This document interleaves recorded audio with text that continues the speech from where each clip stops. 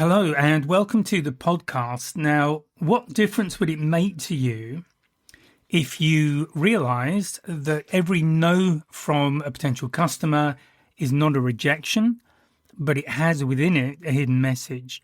And what difference would it make to you if you knew what those messages were? How would you feel about asking for the business, knowing that you might get a no, if you understood that no doesn't always mean no? And this is something that if you've listened to other podcasts, I've spoken about this before, and that's what we're going to dive into in this podcast. So my name is Graham Elliott. Please remember to like and subscribe. That would be really great.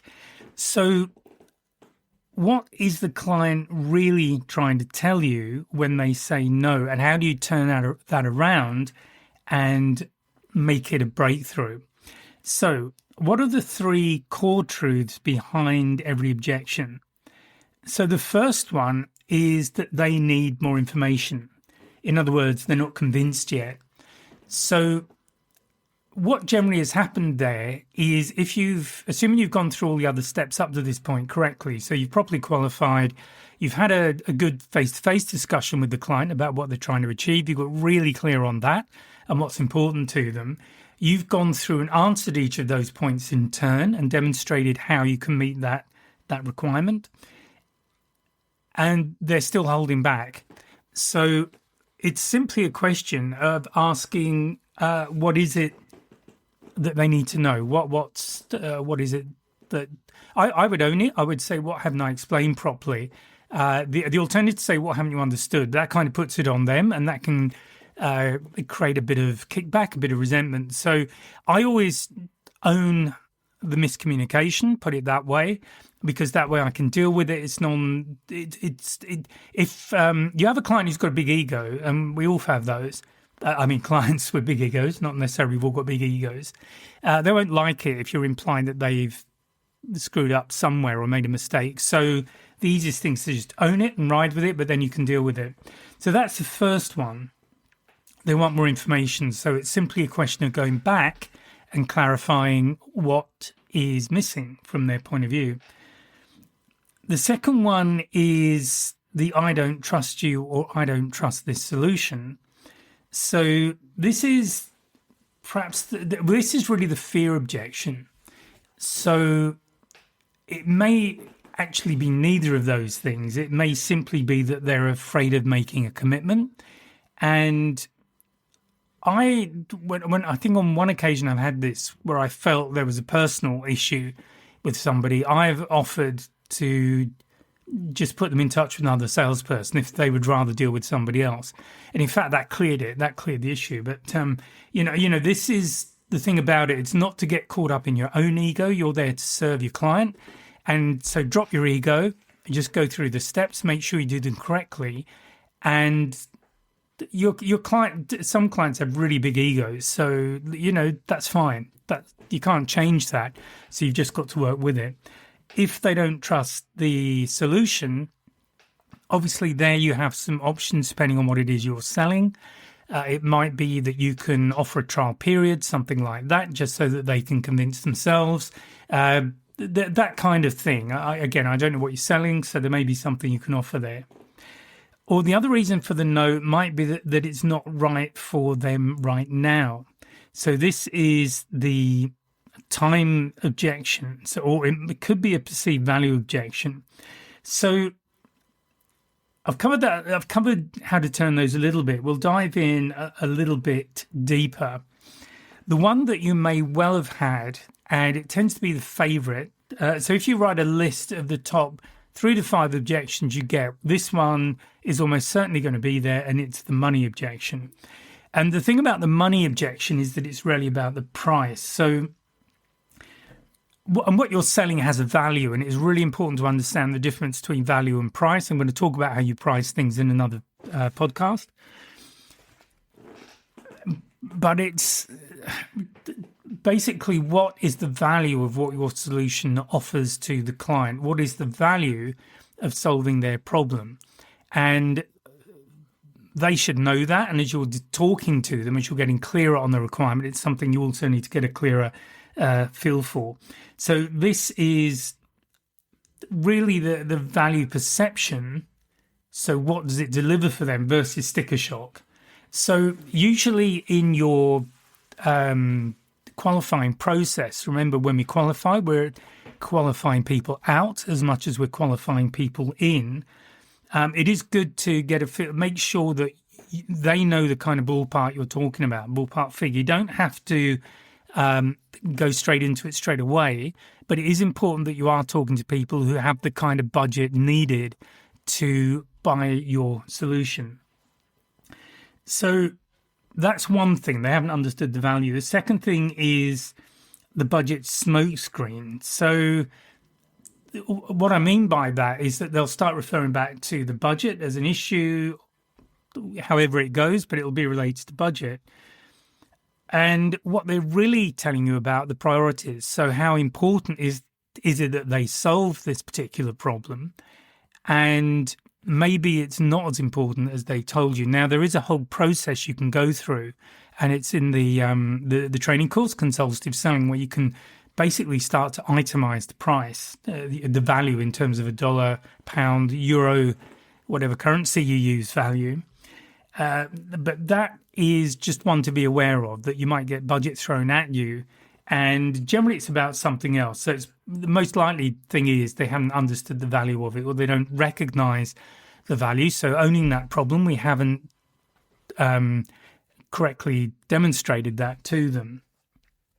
So the thing to do there is you need to get them to think about your solution as an investment.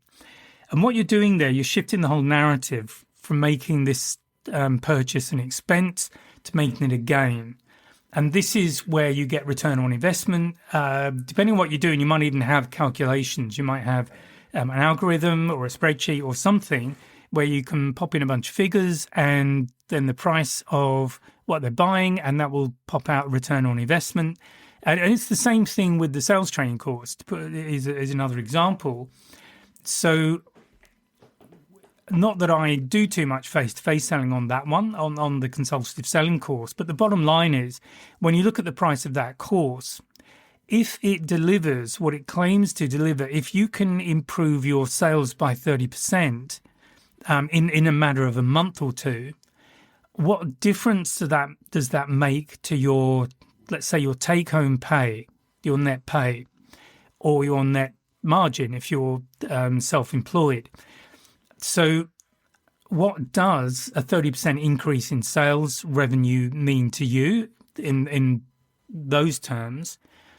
And so how many extra sales would you need to make to cover the cost of the course, the price of the course, if you like? And of course, once you've covered the price of the investment, then everything on top of that is money that you would not otherwise have had. So this is now this is your investment. This is the payback. So this is how to think about what you're presenting. Often things will come down to money. So it's really important that you have a good basic understanding of what the deliverables are from your product sale in terms of value. Now, if you're selling something like a gym membership, things like that, the value is something different. There's more of an emotional sale there. So here I'm talking more business to business. In the previous podcast, I spoke about the difference between business to business and business to client or consumer. With the business to consumer, it's much more about emotion. So the payoff is more likely to be emotional. If you're in business to business, the payoff is more likely to be financial. So just be aware of that. Okay, so how do you turn objections into opportunities? What's the strategy around that? So you need to be doing something that is often referred to as active listening. And what that means is you're listening beyond the words. And what I mean by that is you're hearing what the unsaid aspects are to the conversation.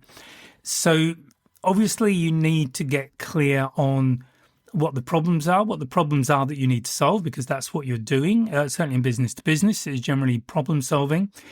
But in that conversation, just listen out for other things that will come up. So these would be emotional cues. They might be underlying needs. They might be underlying problems that perhaps go beyond the direct purchase of a solution, but there is something underlying that. So they may have been trying to deal with a loss of revenue in a certain area for some time.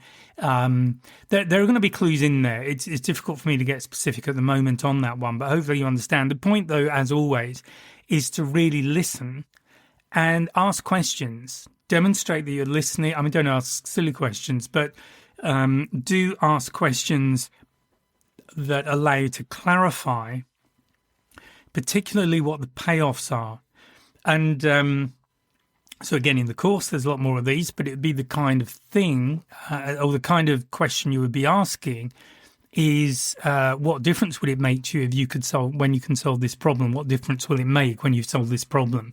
And those kind of questions are great because they tell you a lot more about the payoff that your client is expecting, why they're talking to you in the first place.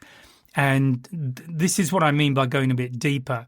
A lot of salespeople just talk through the brochure, and at the end of it, they're none the wiser about what the real payoffs are for the client. They're simply selling a box, and it is simply selling a box. There's no value associated to it. So it comes back to understanding the value. And while the value, certainly in B2B, will be financial, there will also be there'll be emotional, but there'll be other payoffs in there. And this is what you need to understand. Other things to looking for, the feel, felt, found framework. So this is using empathy as a bridge. It's not a concession. So it's basically demonstrating from a more emotional, more personal side that you understand. So you can say something like, "Oh, I feel this would be a good solution for you," or I feel that that's going to be an important part of the solution we need to find for you, or an important part of what you're trying to achieve. But you're listening for all of those cues, particularly the emotional, but the underlying things. So what are they feeling? What have they felt? What have they found? Another thing is, and this is really important, and this is called, or one name for it is to refer to it as proactive objection handling. So this is about anticipating and dealing with concerns they have, or they're likely to have, which could turn into objections before they bring them up. So the easiest way to do this, if you've been selling for a little while, is to think about the common objections that come up. What are the top 3 to 5 objections that come up? So money may well be one of them, but there might be others. So this is something for you to do as a follow-up activity, I guess, to this podcast. Now, the thing for you to do, and the thing a lot of salespeople do, is actually shy away from those objections.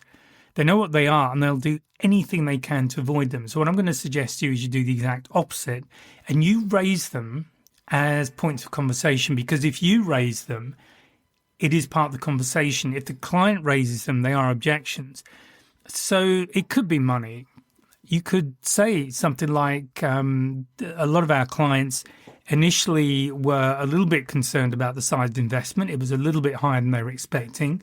But what we've seen with them, and we've seen this in every case I can think of, the payback has been far higher than they expected as well. So they really benefited by making the investment. Now, that needs to be true, obviously. We are talking about ethical sales here, but hopefully you get the idea. So for any objection that may come up, you need to turn that into a point of conversation and just raise it. And if you talk about other people who've had the same problem, that also makes the client feel a bit safer, because we like to be part of the crowd. It's just part of being human. So what are the action steps you can take right away? So the key thing is to get clear. Really work on your questioning, because this is one of the most important things you can get right as a salesperson. It's to ask a series of questions that give you real clarity about what the client is looking for, about what the outcomes are they're looking for, and also understanding the key things. There might be one absolutely key requirement that you have to meet. There's probably secondaries as well, but there's usually definitely one that you must be able to deliver on that. Often on the rest, there's room for compromise, but there's usually one thing that you have to deliver on. Don't make it an interrogation, but you do want to understand. To keep it a conversation, keep it light, almost as you would with a friend. Secondly, really build, it's been referred to as the value proposition, but basically what you're doing, you're reinforcing the benefits, what the payoffs are going to be. If it's, so value in business to business will likely be a dollar value. If you're in business to consumer, it could be an emotional payoff. But what is the value? How does this client define value? And it's really important to understand that, and you can do that by asking the right questions, just having a conversation with them, asking what's important to them, what are the things that this solution really has to deliver for them. And then if you can't close them there and then, in fact, even if you do, use follow-up. So if you haven't been able to close them, you really need to maintain momentum by setting up another appointment, and ideally keep it fairly close to where you are. So probably no more than a week if that's doable, and ideally shorten that, because where you are at the end of this conversation is you're at a peak in terms of the buying probability. When you've gone through the question, you've got them to really re-engage with all the benefits that they're going to get when they solve this problem. Let's put it that way. So if you're doing this correctly, you've actually got them experiencing what they're going to get when they get the solution. And that's an emotional high. That's a really good point to close the deal, because in their mind's eye or in their imagination, they already have bought the solution. They're already getting the payoffs. So this is the time to strike. Obviously, if you're not able to close it right there and then, you need to follow up as quickly as you can, because obviously that peak will drop off pretty quickly, and you really want to re-engage that energy in them so that you get them when they're feeling really positive about it. So, but make sure that the conversation continues with empathy. You need to demonstrate that you're on their side. Okay, so just to recap, when you get a no from a client, and the reason I've focused on this is that for a lot of salespeople, this is something that they really fear. Don't fear the no. And when it comes to objections in particular, get really clear on the main objections that you're likely to face, and you bring them up. Go head on in there. Don't try and avoid them. Don't hide away from them. Go in and deal with them, because when you raise those issues in conversation with the client, they are going to give you the answer if they subsequently raise them as an objection. And that's the beauty of this. So even if it's a money thing, you might say, look, this is looking like the kind of budget we're looking at for this. How does that sit with you? Is that what you were expecting? And they'll either say that's fine, or okay, it's a little bit higher. And they may volunteer something, or you can offer something. We'll give them the payoffs that we can deliver and the return on investment that you're looking at here. How do you see us moving forward? And that opens the door for them to start looking at ways of making that happen. Now, you might be able to do something too. So it depends on your business. You might be able to have them put down a certain amount of money up front, paying installments, all that kind of stuff. So that's all up to you. And that will depend on, obviously, the business you have. But the point about this is they will give you the solutions if you work the conversation correctly. If they need more information, it's simply take that, deal with that, but also just look at your questioning, because it means you probably missed something. It's good to have testimonials, white papers, anything like that gives social proof. People like social proof. We like to be part of the crowd. And then the timing concern, again, if you can, have a reason for them to buy now. It could be stock issue. It could be delivery. If they need a fast delivery, that's definitely a good one. It could be a price rise coming up. But make sure what you're talking about is true, because this is a strong incentive for them to move quickly.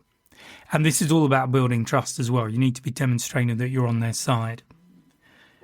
Okay, so I hope you found that useful. As I say, there is the consultative selling course. All of this stuff is covered in a lot more detail and many other things. So if you do find these podcasts useful, please have a look at the website.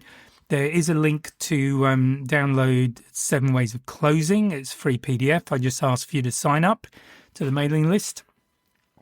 And obviously, you can also do the free webinar, which is about 45 minutes, takes you through 3 things that you can implement that if you're not doing at the moment will definitely have a positive impact on your sales results. And that is completely free and my gift to you. Okay, thank you for your time. Hope you have a good day wherever you are, and I'll speak to you in the next podcast. Bye for now. If you found this podcast useful and hopefully it's got you thinking, please sign up to my mailing list. There's a link in the description where you can just sign up and I'll keep you informed of what's going on. There's also a link to a free 1-hour webinar. It's an on-demand webinar and I'll take you through 3 things you can do right now to improve your sales confidence, and that includes handling objections and closing the sale. So please check out the links and please join the mailing list, and I'll speak to you next time.